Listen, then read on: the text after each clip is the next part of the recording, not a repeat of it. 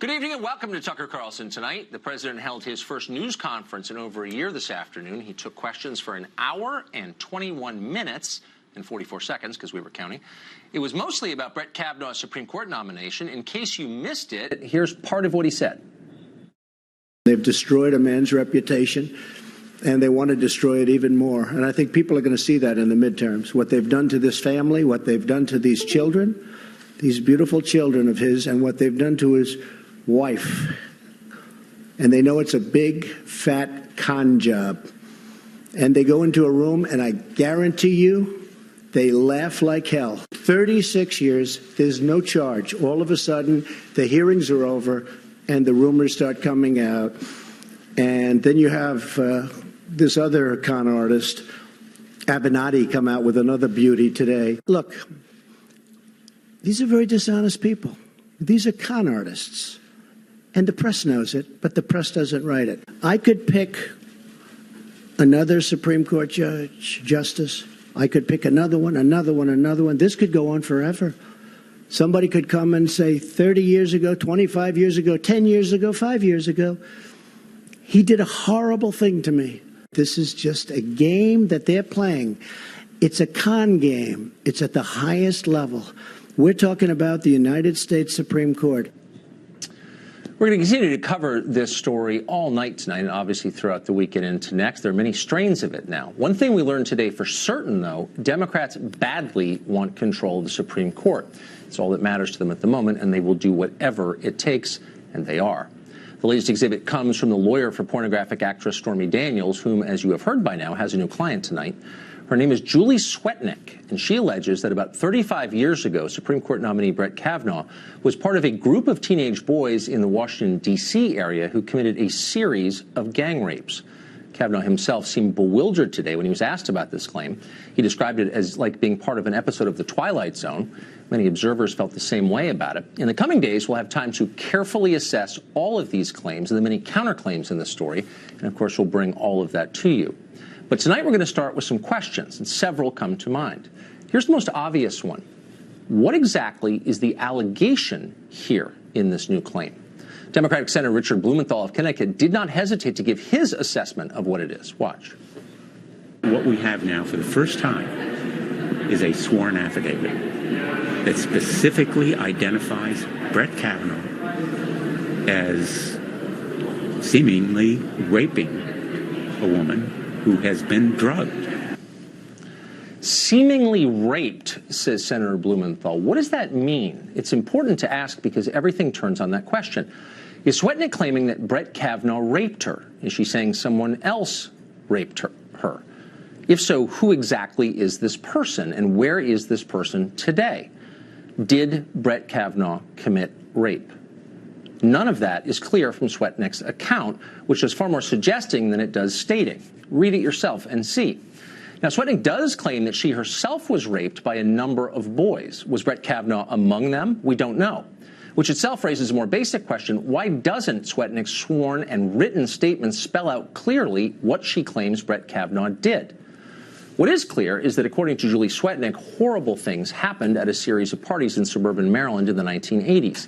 We're not talking drunken high school naughtiness. These are war crimes level atrocities, the kinds of crimes the UN investigates in third world countries. Groups of young women drugged and gang raped. It's horrifying. So why hasn't anyone taken all of this to law enforcement? Swetnick's lawyer sent her claims to the media, as he always does. Did he contact Maryland police first? They're the ones with jurisdiction here. Are they investigating this? Is this the first time they have seen these allegations? And if it is the first time, how can that be? Swetnick describes attending at least 10 parties at which public drugging and raping took place. Boys were lined up in a queue to commit rape, she claims, in full view of everyone. Did any of the many people at these rape scenes mention these crimes to anyone, to police, to their parents, to their friends, then or in the years since? Washington is a very small place. You may have noticed that if you've been following the coverage of the Kavanaugh story. Among the permanent population here, everyone knows everyone or knows someone who does. So where are all the witnesses to this? Where are the people who would have spoken to witnesses about it over the past 35 years? Did Swetnick herself tell anyone over that time? Kavanaugh's attorney Beth Wilkinson raised these questions today.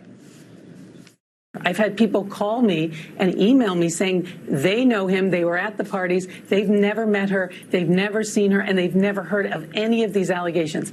I've got to believe that if this was happening over 2 years, with all these women and all these men, someone else would have heard about it and would have reported it by now. Fair questions. What's the answer? And by the way, what was Julie Swetnick doing at these parties? Swetnick apparently graduated from high school in 1980. That means she would have been in college at the time they took place, and yet she went to parties with high school kids. At these parties, she saw horrific gang rapes, but she kept attending the parties, many of them, until she herself was gang raped, and yet she never reported any of that to police. It would be interesting to know why.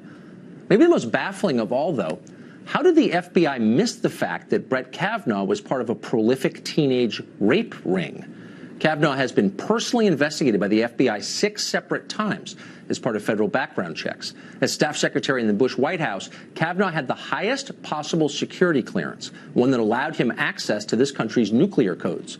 FBI agents would have spoken to a huge variety of people who knew or knew of Kavanaugh during his high school years. And not one of them mentioned he was a serial rapist who committed his rapes in crowded rooms full of classmates. How did that happen? And if it did happen, we know that FBI investigators are criminally incompetent. So incompetent they missed a glaring fact like that. So why would he want them to reinvestigate Brett Kavanaugh a 7th time? Normal people might wonder about all of this, not the media. How dare you ask, they scold. Questions are forbidden here.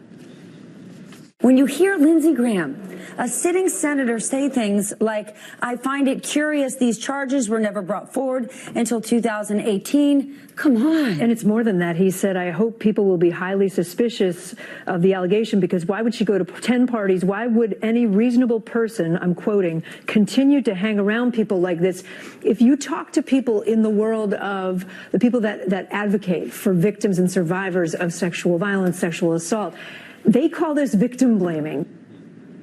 They call this victim blaming. Of course, that depends upon who you think the victim is. Dumb people on television have already made up their minds about that, obviously, and they'd like you to shut up. But there's no reason you should. You're an American citizen. This is your country. It is your Supreme Court. It is your justice system. This process does not belong to cable news anchors or creepy porn lawyers or even to U.S. senators who have decided to give up on due process and instead would like to rule by accusation and screaming. Nope. It belongs to you, too, and you have a right to ask whatever questions you want and to expect adult answers, and you should. Well, tonight breaking as well, the Senate Judiciary Committee has released new transcripts of 2 interviews with Brett Kavanaugh about the allegations against him. Molly Hemingway is a senior editor at The Federalist, and she joins us to discuss all of this. So, Molly, first to the claims brought by Stormy Daniels' lawyer earlier today. How do you assess them? What questions come immediately to mind when you read them, and what effect do you think they will have on this process? So this woman is alleging that while she was an adult, she attended parties that were hosted by children where other children were raped by the minors in attendance. She asserts by her own claim that she attended 10 of these parties, that she witnessed these gang rapes, and that she continued to go to them, doing nothing while she was an adult and these children were engaged in this behavior. I find it a little difficult to believe that story on its face. As you know, many people in the media are taking it very seriously. They think it's very real that Judge Kavanaugh was the leader of a child gang rape cartel that somehow managed to not be discovered until 4 days before he was about to be confirmed on the Supreme Court. That is something that I think most journalists should be a little more skeptical of. They should have natural skepticism. They rightly pointed out that it was wrong to engage in a conspiracy theory about Pizzagate and child rape then. They condemned people for believing that. And yet here they are, uncritically receiving and promulgating this information that I think most reasonable people would say is a little difficult to buy.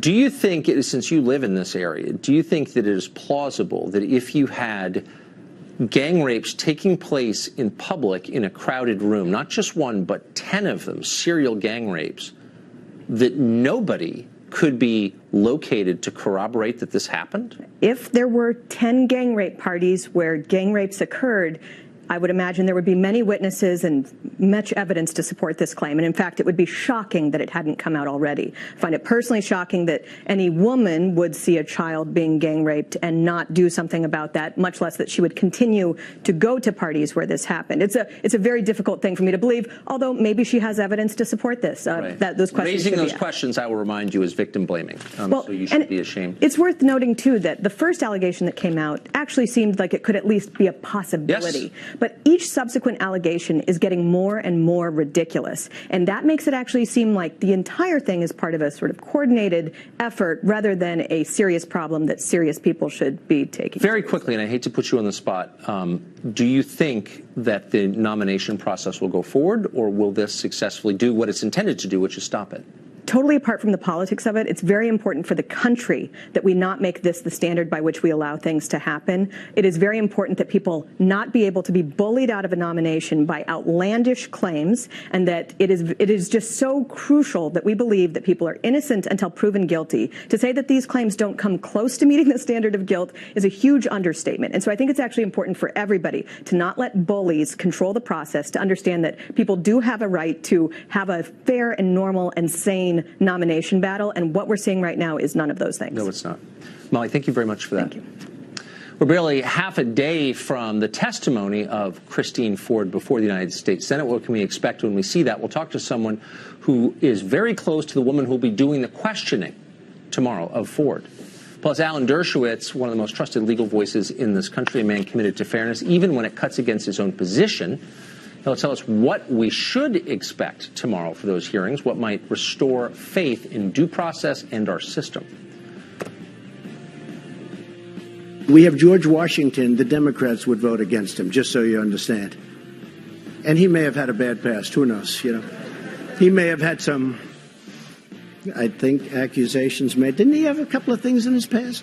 George Washington would be voted against 100% by Schumer and the con artists.